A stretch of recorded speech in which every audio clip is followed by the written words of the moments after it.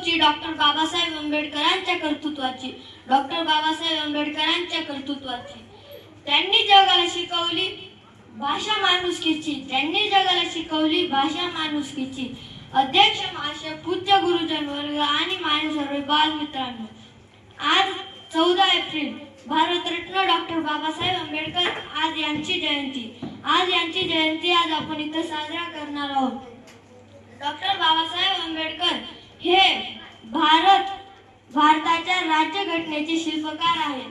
त्यांचा जन्म 14 एप्रिल 1891 रोजी मध्य प्रदेशातील महू या गावी झाला.